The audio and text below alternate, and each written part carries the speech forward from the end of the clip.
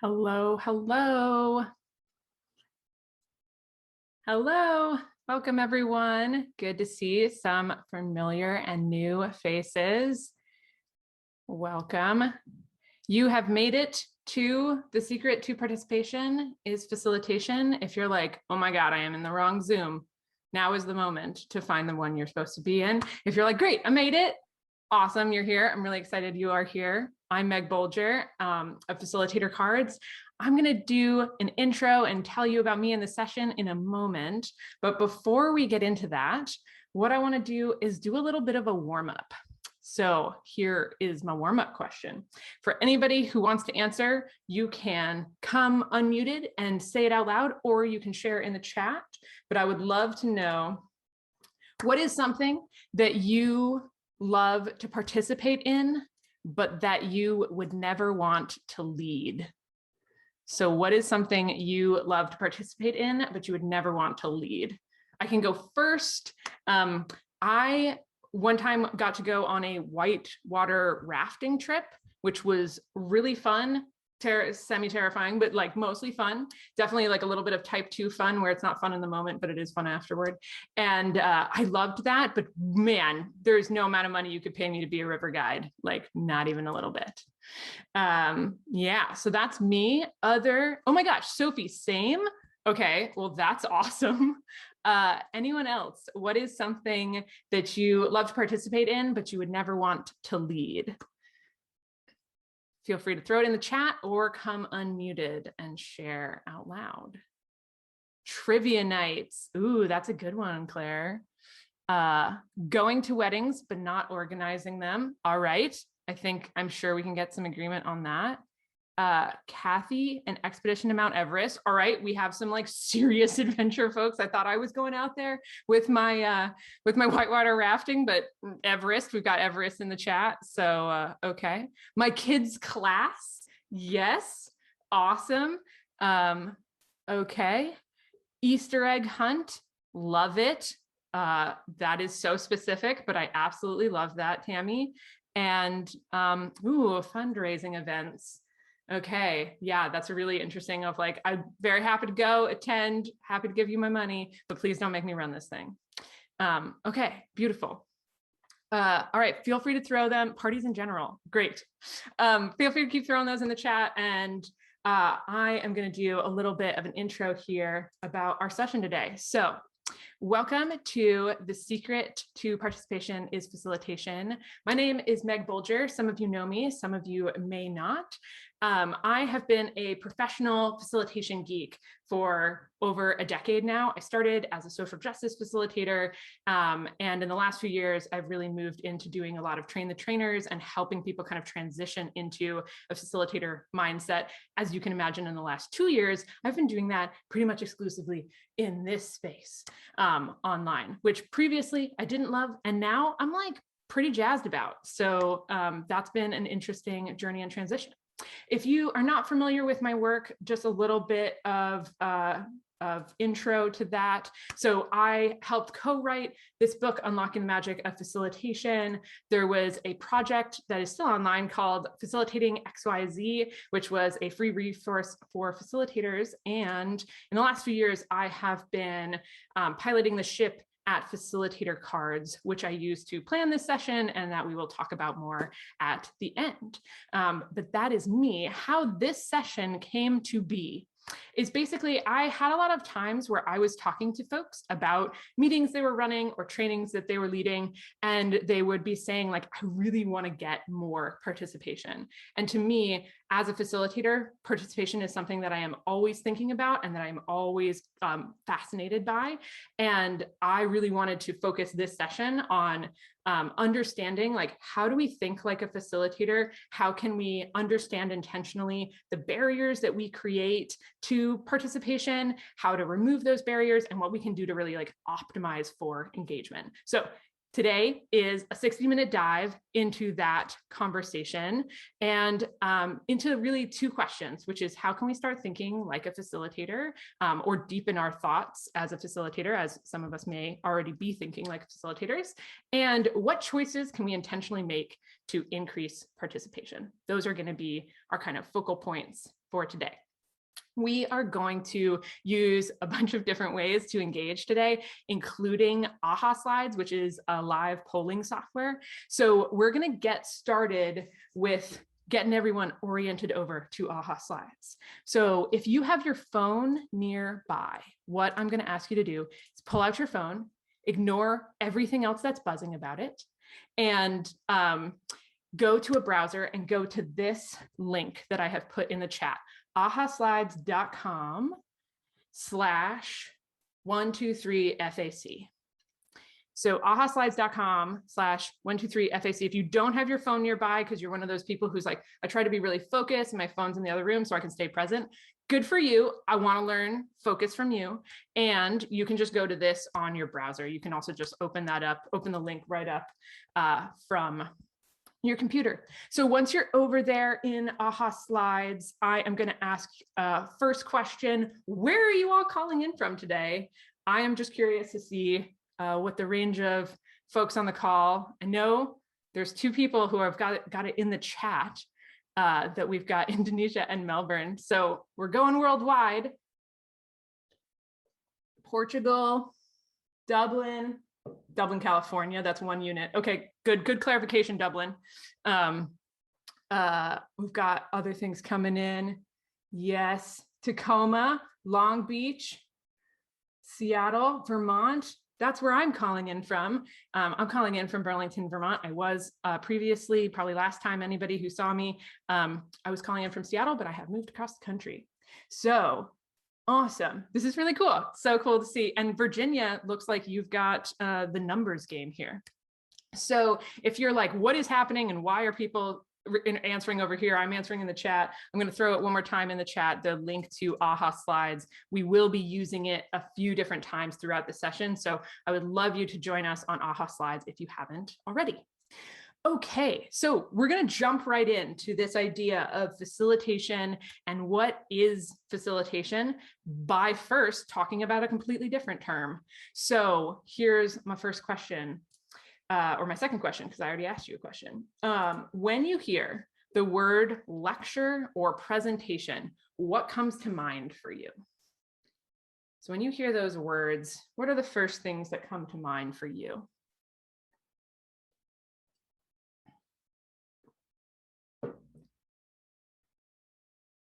I'm going to give everybody a few moments to respond, then we'll see where we are as a group. Okay, let's see. Okay, all right, we maybe have some folks who have strong opinions on this, because the first one is nap. Okay, we've got nap, we've got slideshow, boring, spectator, school, informational, someone talking to me about a topic. Okay, all right, class, learning, sitting and listening, unidirectional. Okay, so that's really great. Like we've got associations, kind of like connotations or what it makes us think or feel like, which is a lot of boredom and maybe not big fans of lecture in this session. Maybe that's not surprising to anybody. And but this idea of a kind of unidirectional path of information where one person is talking to me or to a group of people about a topic. Okay, so we're going to go with that as kind of a real simple definition. And obviously we have our opinions about whether that's a good thing or a bad thing, or a boring thing or an exciting thing. And let's move now over to facilitation. So what comes to mind when you hear the word facilitation?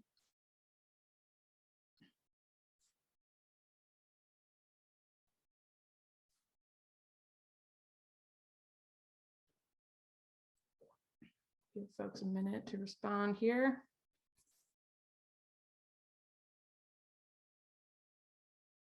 I will just drop a note to say that oftentimes we do think of lectures as really boring, and I think there are brilliant lectures, and TED Talks are really great examples of often kind of brilliant lectures. So I think there is a place for lecture, but it's not always in its right place. Okay, let's see what we've got here for facilitation. All right, we've got engagement, guide, dialogue, interactive, conversation, communication, and participation from Rhonda.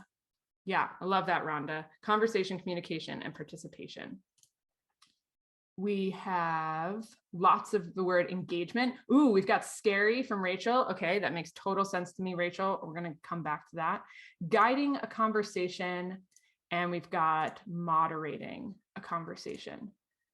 Okay, running a meeting, keeping it interactive. Let's see, we've got some more on the second page. I'm going to have to participate. Yes. Okay. That's so crucial. That's so crucial, Sylvia. All right. So I want to share a graphic about this idea of lecture versus facilitation. And I often throw a third one in there, which is, I think, kind of between the two spectrums, which I often think of as teaching. So here's the graphic, and I can do this a little differently. So up here, we've got lecture. Lecture is this unidirectional one-way flow of information, right? The middle kind of in-between space is often what I think of as teaching. And when I say teaching, I just mean specifically the art of kind of giving people information, seeing if that, did that work? Did that connect? Did that resonate for you? Okay, I get a little bit of assessment back, and then I change and switch where I'm going here. And then this last one down here is facilitation, this kind of multi-directional, highly engaged, highly participatory style of engaging a group. And I can't, let me see who it was here. It was Rachel. Rachel said facilitation is scary. And I think for a lot of people, facilitation is really scary. And I think there's a couple reasons for that. One is that we get a lot of practice in these two. Most of us have practice like giving presentations or lectures. We had to do that probably as young as like middle school or even elementary school, when we got up in front of the room and like had to tell people things, right? And then we have some practice oftentimes with this idea of teaching people a thing. But when it comes to facilitation, a lot of us don't get as much practice. And the big thing that I think is really intimidating about facilitation is that we have to give up a level of control with facilitation, right? Because our participants get to be so engaged and participatory, we can't entirely control the information that is being shared. They get more control and empowerment, but also we have to give up some of that in order for them to take that on. And they have to participate, right?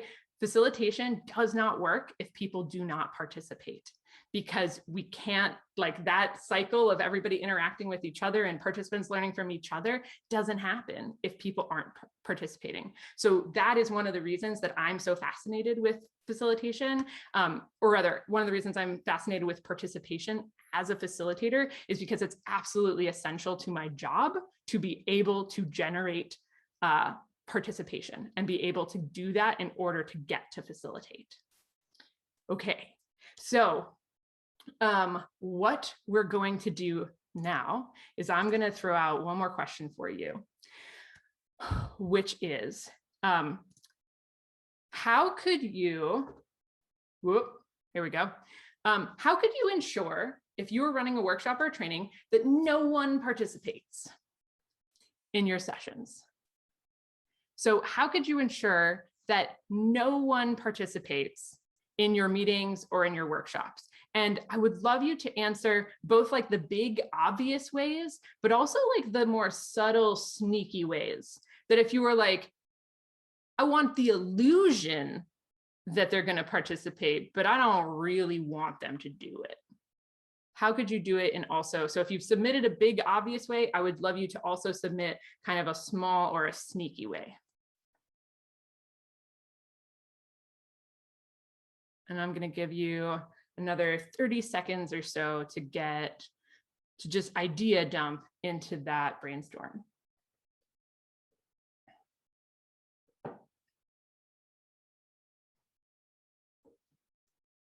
So not just the big obvious ways, but also those small sneaky ways.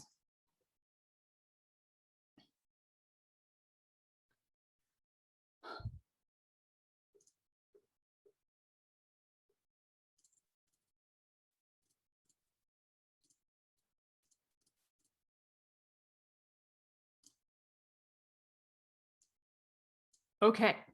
All right. So I'm going to have you wrap up doing that.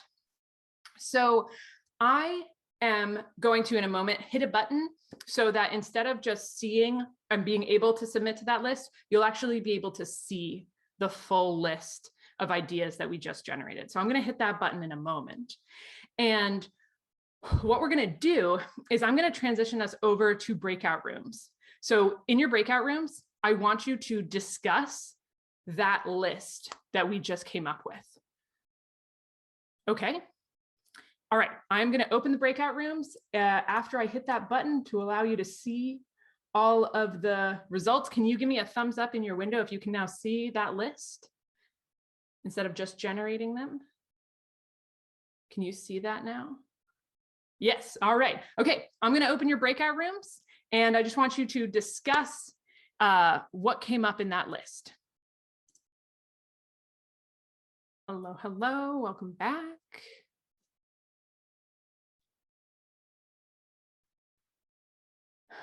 All right. Okay. Got like 30 more seconds before the breakout rooms close. I want to hear about how your conversations went, but that, I don't want to jump the gun. Ooh, Dana's got plants. I love the plants, Dana. Or I hope I'm pronouncing your name right. If I'm not, definitely correct me. Okay, a few folks are going right up to time.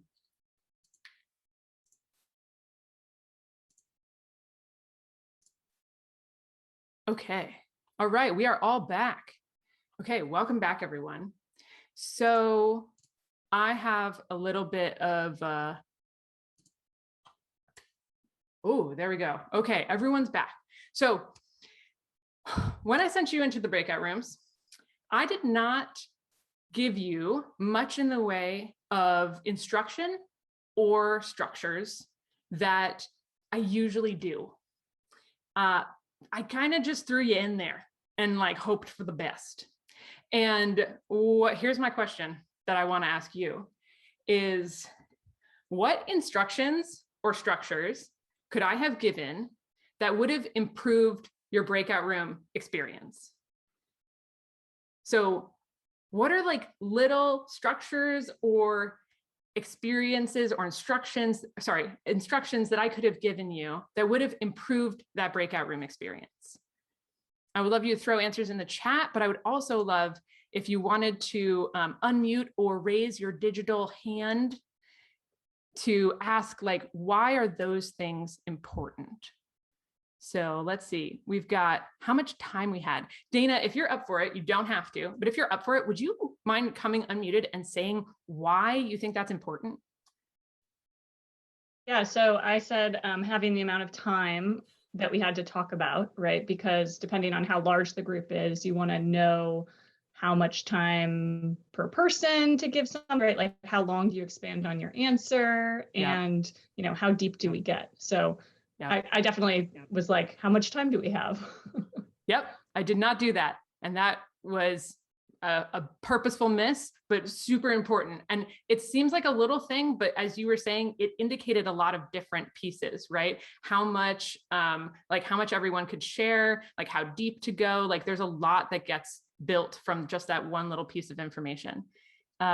Let's see, the direction of the conversation. Megan, you shared that. Would you mind saying a little bit more about that, Megan, either out loud or in the chat? I'd love to hear that. Yeah, sure. Yeah, like which way would you have us go? Like, should we talk about it as a negative, or should we correct it to a positive, or, you know, or what, you know, having no direction kind of was like,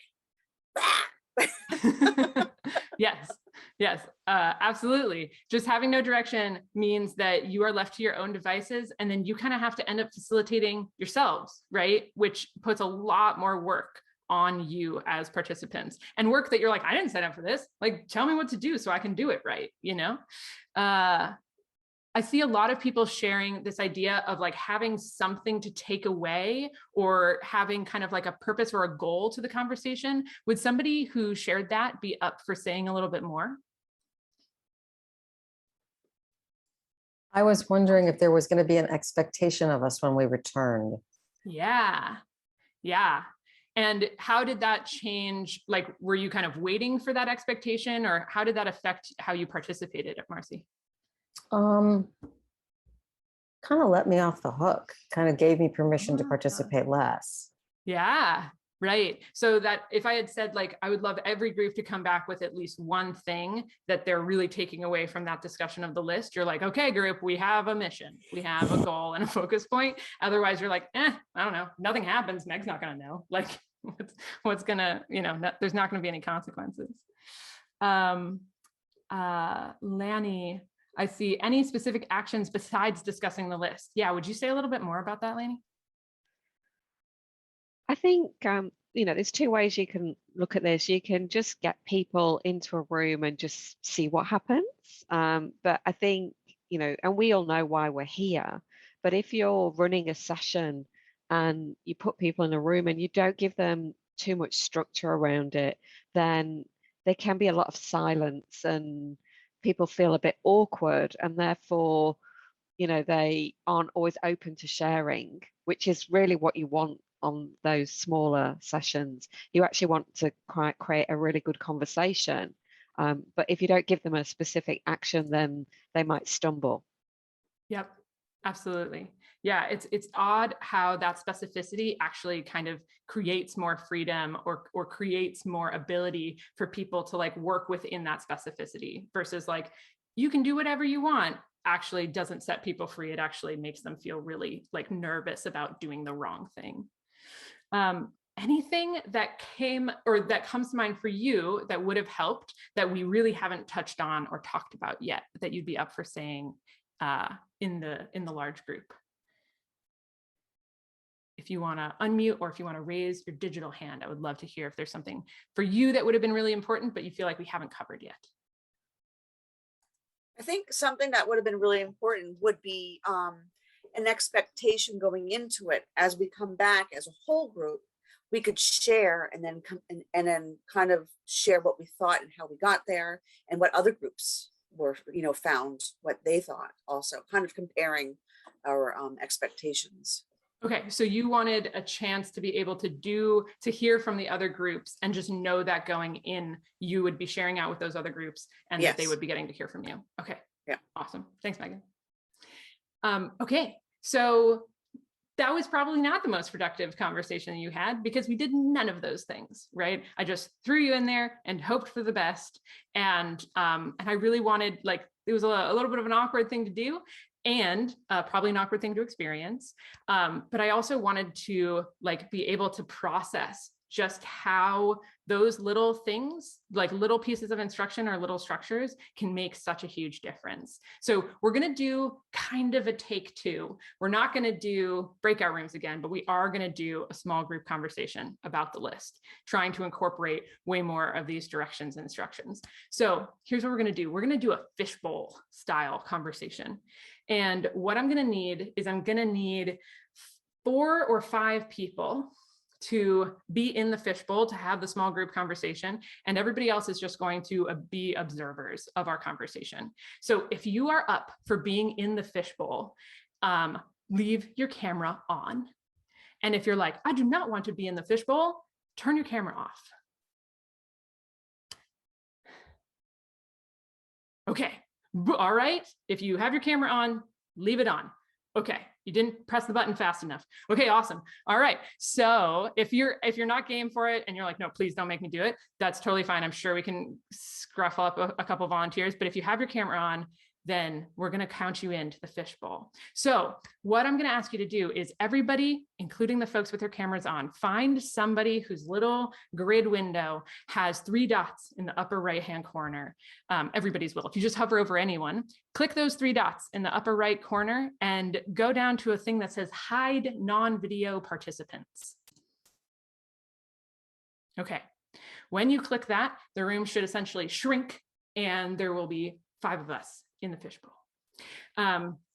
So I've got Tiffany, Crystal, Sophie, and Pez. Thank you so much for volunteering. So we're going to have a conversation about that list. And what I'm most curious about is things that jumped out to you, when you were reading it, or things that it made you think about. You're like, I didn't submit this, but it like sparked this thought in me. And yeah, so kind of like those secondary thoughts that reading the list brought up. And I really want us to like really get into like, what are those essentials for participation? We're going to have about 5 or so minutes to chat. And what I would love is if you have if you're in an environment that's quiet enough for you to be unmuted, I'd love to be unmuted so that the conversation can flow a little bit more freely. And I'm actually going to duck out. I'll pop back in perhaps, but I'm just going to let you for chat. Yeah, and just to talk about again, like what you realize or were thinking about as you read through it, and maybe what we can learn from this list of don'ts. Any questions before I pop out? Okay. We can do it. Hi, everyone. Hi. I'm Sophie. I'm Pez. Nice to meet you, Pez. Crystal. Nice to meet you all. I'm Tiffany. Hi, nice to meet you. I can kick off because I had one immediate reaction when I read about embarrassing participants.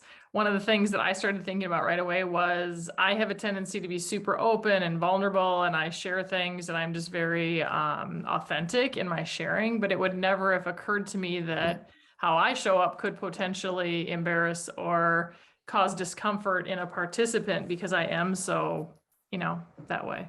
It was a good thought, or it was a good thing for me to think about. Mm-hmm.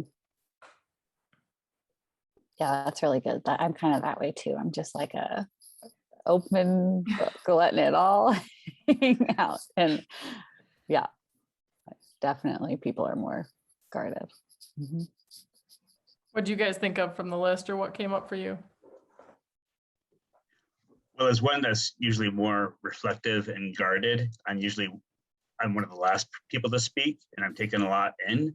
And I wonder how much that is contagious and kind of closing down conversation. But in the breakout room, one of the things that I was thinking of was how a lot of the don'ts could fall into a couple different categories. One being what the environment is looking like, and then the other being like how the conversation is going, like and what conversational techniques one is using to facilitate.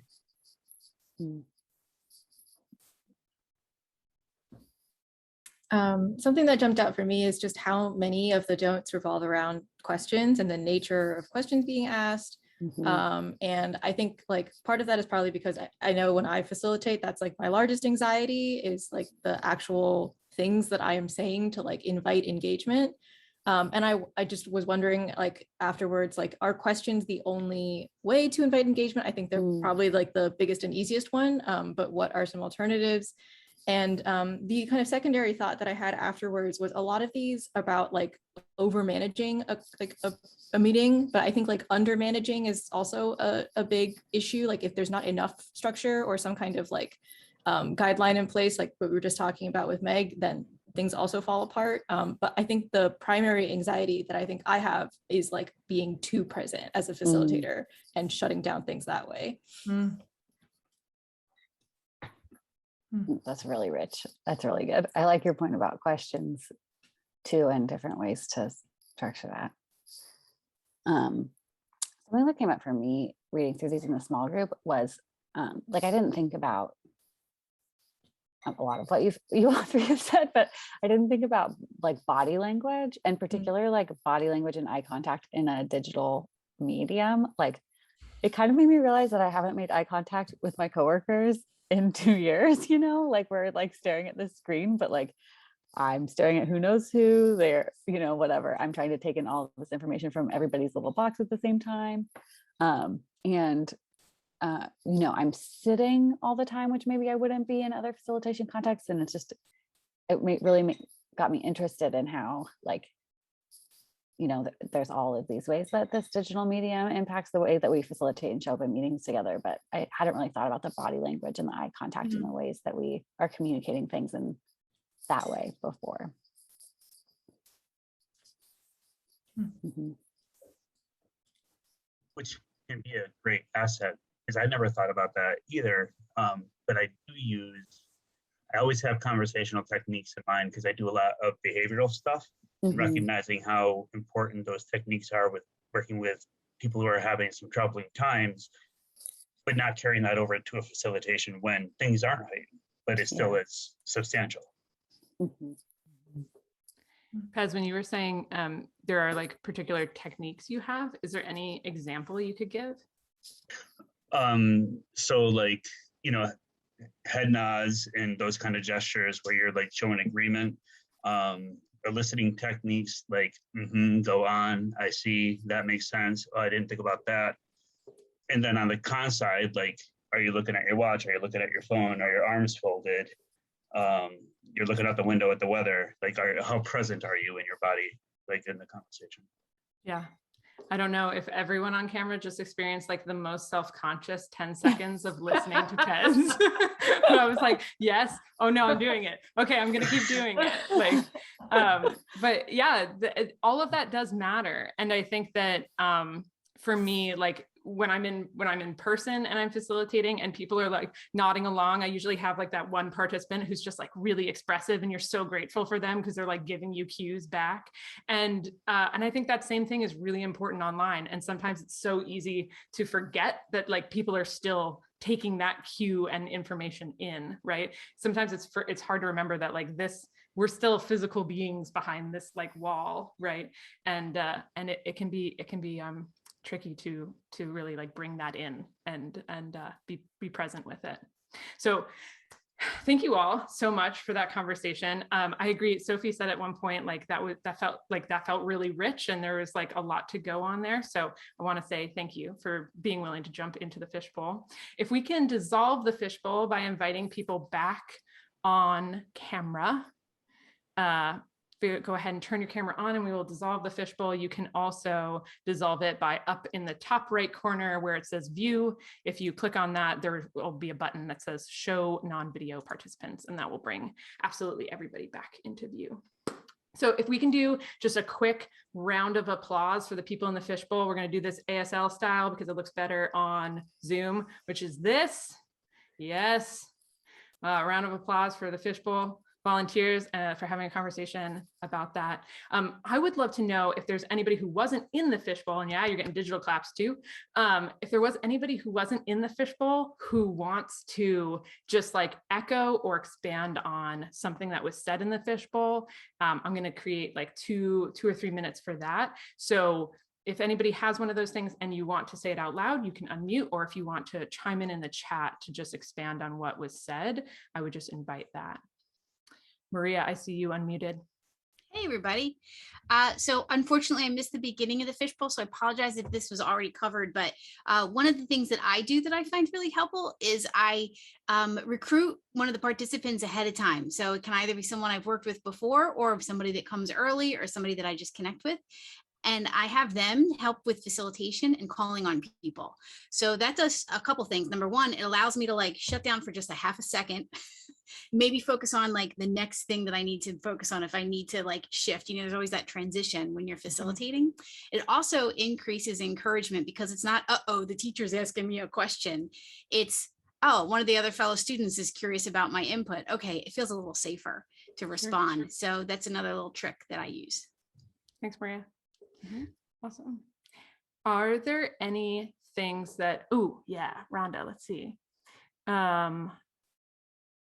Yeah, that's really interesting, Rhonda. Thank you for sharing that in the chat. Rhonda was mentioning just like this idea about eye contact and neurodivergence. It's also like, it's tricky to making eye contact. So right now, this is me looking at the screen and all of you, and this is me looking at the camera, right? And these are like different things. Most of us can't do that simultaneously. We can't look at the screen and look at the camera unless you have one of those fancy center cams that puts it in the middle of the screen. So it's tricky, right? To like make eye contact. And that is, yeah, that's something that does come to mind for a lot of people around neurodivergence.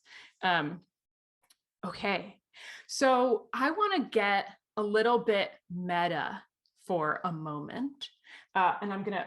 I have made a thing just for this moment. So like, I'm just gonna soak in it for a second. I want everybody to put on their facilitator hats. Okay, and like take off your participant hats and put on your facilitator hat for a moment.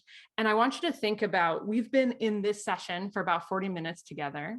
And I just want you to think about, what did I do in this session that increased participation?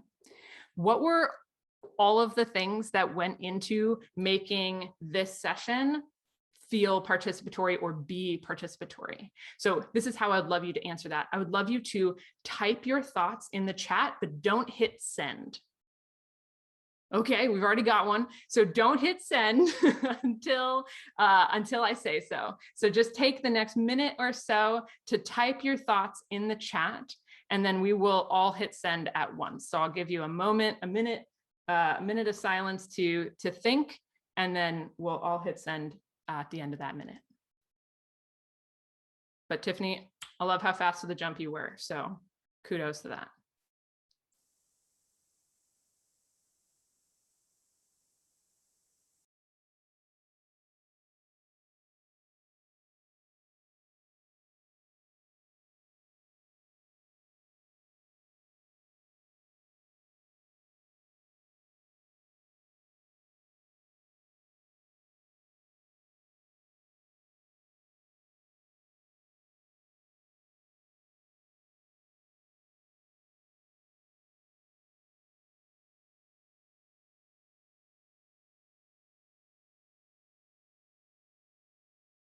Another 10 seconds or so.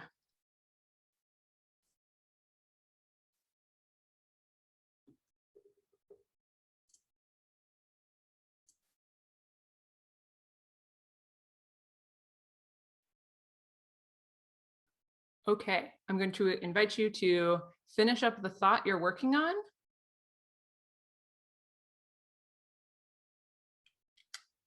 And we're gonna do, we're gonna hit send in 3, 2, 1, hit send.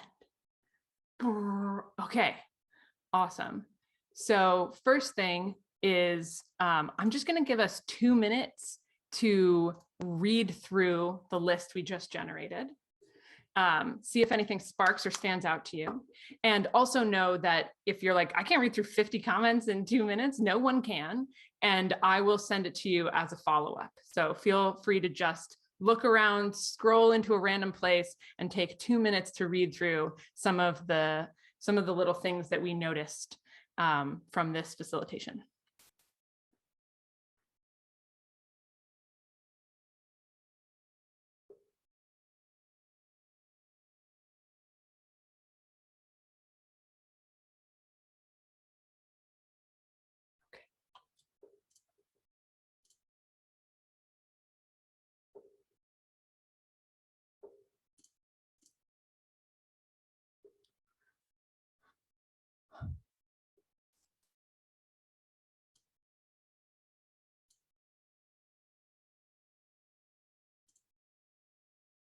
Okay.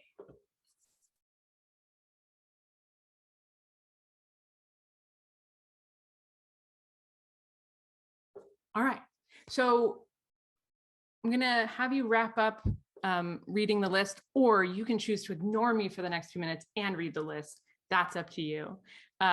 I am going to give you just a little bit of an overview of the things that I was thinking about and the intentional choices that I was making. I'm calling this my Birdseye Breakdown because we're really doing like a quick flyover of some of the things that I did and that I intentionally have been thinking about when I was crafting this facilitation. So, all right. So the first thing is that I did a pre-survey to gauge people's ability to participate. If people could show up and be present and participate, and also if they were just signing on to get the recording, and because I know that people register to do that. And what I think that does is 2 things. One is it communicates like, this is going to be a participatory story session. Is that cool with you? Or are you able to show up in that way? And it also gives me this expectation of like, okay, how many people are showing up in a way that they can participate and how many people really aren't? So that's the first thing that I did. The second thing I did is I tried to start with a warm-up. I have been to a lot of sessions where people are like, we're just going to wait a few more minutes, and everyone sits there in silence. And I'm like, oh, but please reward me for being on time. And I think it's really important to like reward the people for being on time without trying to punish the people for being 2 to 3 minutes late, because all of us want that grace period. So for me, like starting with some sort of warm-up question or activity is really, really important. And I like to do that. It also helps me feel less alone, just like starting by myself versus getting to hear from other people and other people's voices.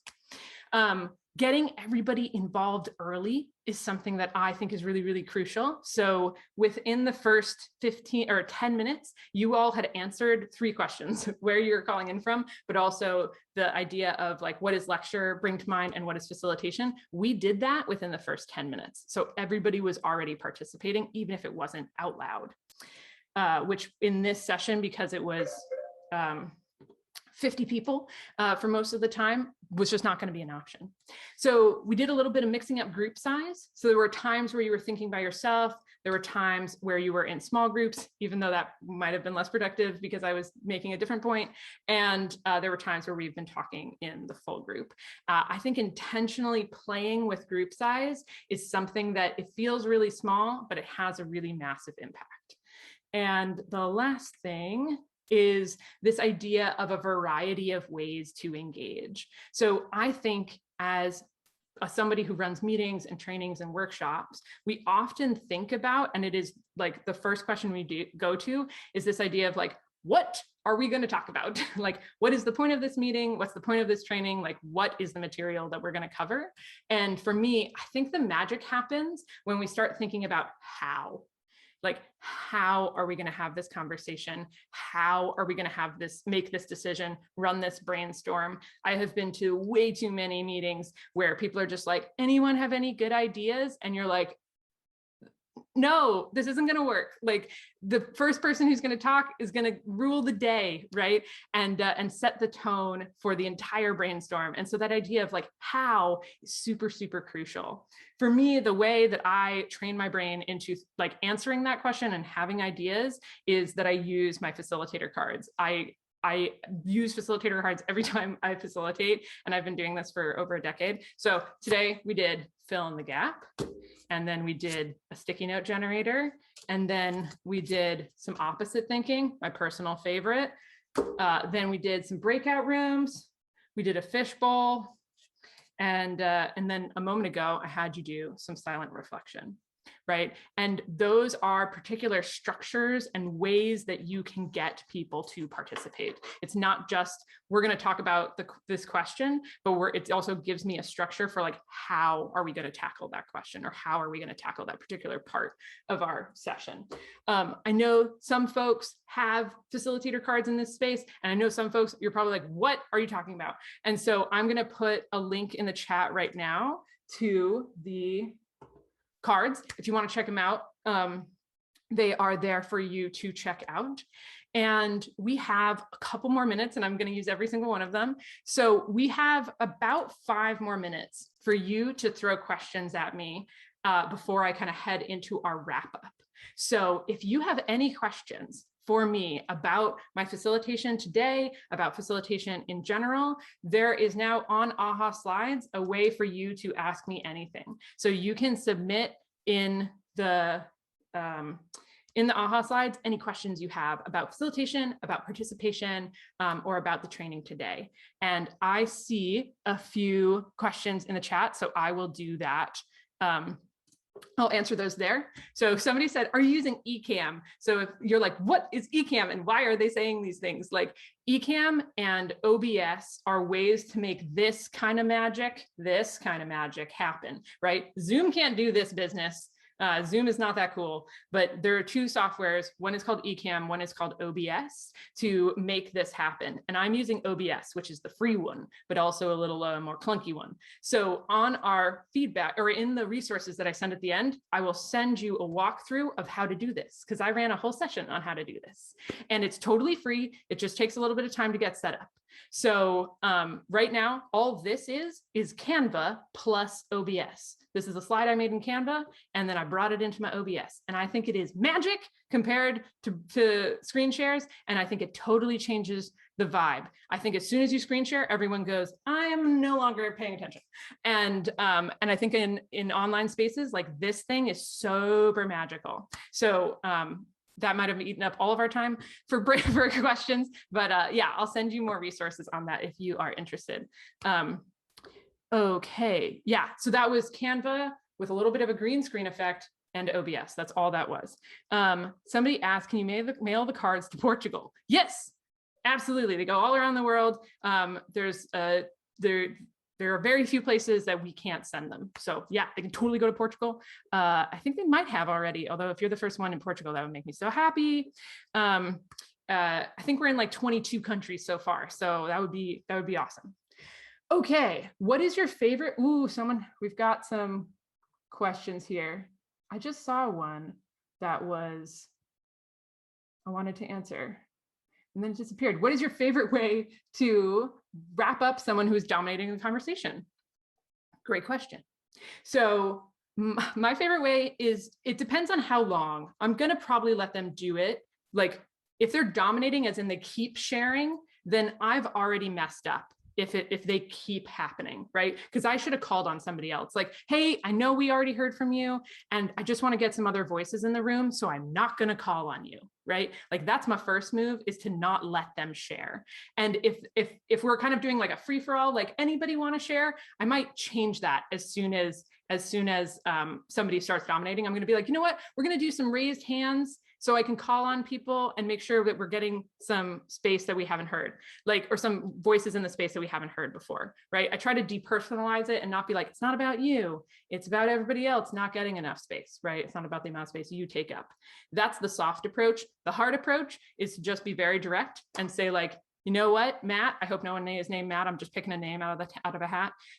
Matt, we've heard from you a few times. And we only have a certain amount of space to have this conversation. So I'm going to ask you not to participate, or I'm going to ask you to become an observer of this conversation and not a participant at this point forward, right? So we're going to switch your roles, Matt. You are going to be an observer and no longer able to participate. And that's kind of like direct. I'm talking to you and I just need to like cut you off there. So that, what about a small session with 2 or 3 learners? Good follow-up question, Caroline. I think I might say the same thing, but I might do it on break. I think I would probably be like, you know what? I think we need like a 5-minute stretch break. And then I might be like, boop, hey, can I pull you in real quick, Matt, to ask you a question? And then I'd pull them into a breakout room or pull them aside in person and be like, hey, like, I know you're really excited about this topic, or I see you have a lot of passion about this conversation, or something affirming that is true, but also annoying, right? And then say, we need more space for the other two people to be able to participate. And so I'm going to ask you to take more steps back. I'm going to invite these people specifically to participate. And I need you to become aware of the amount of airtime you're taking up, because I don't think you might be right now, because you might be just so excited or angry or whatever the emotion is, right, that is coming through and in like that domination space. So that would be my tip on that. Okay, we can probably get to 1 or 2 questions. How do you encourage people to turn their videos on? This is actually, maybe this is a great question to end on, because I think it's a really important one. And I think it's one that we don't take seriously enough in online spaces. I think there has to be a reason for people to turn their video on that isn't just helping you out. I think there has to be a reason for them to turn it on for them. You know, like, I think that's important. So what I would say is, 1, people need to know that that's an expectation going in. If that's not a norm in your meetings or your trainings or your workshops so far, people need to have that expectation set.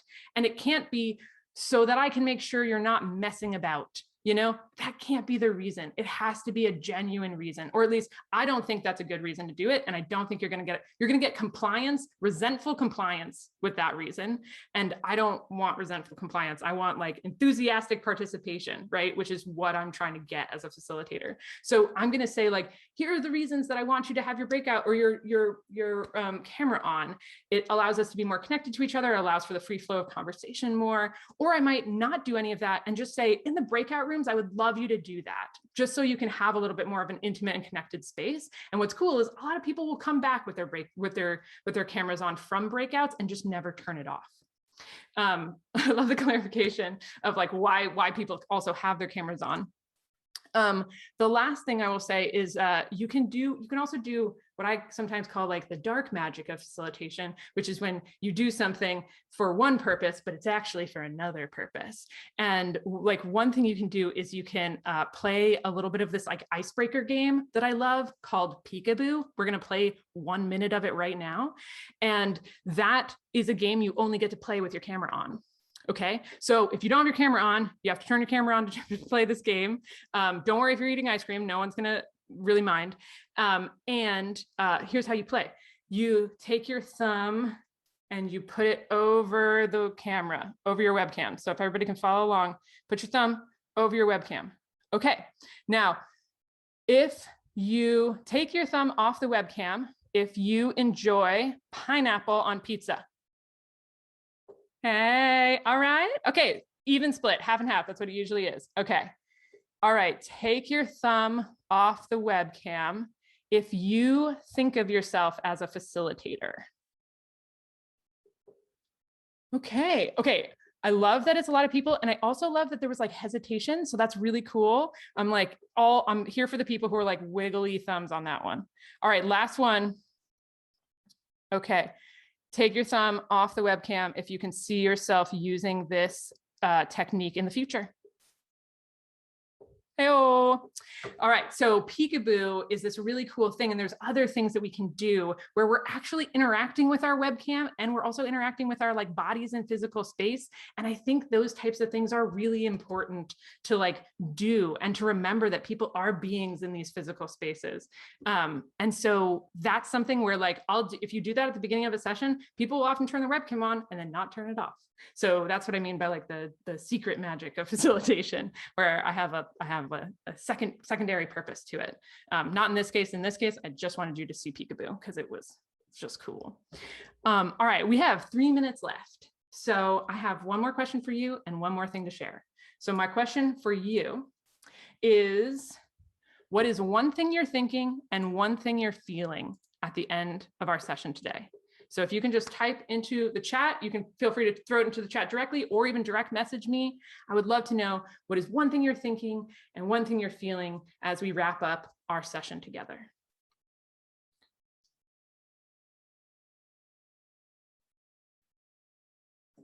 Some of you are very fast typers, and I love that.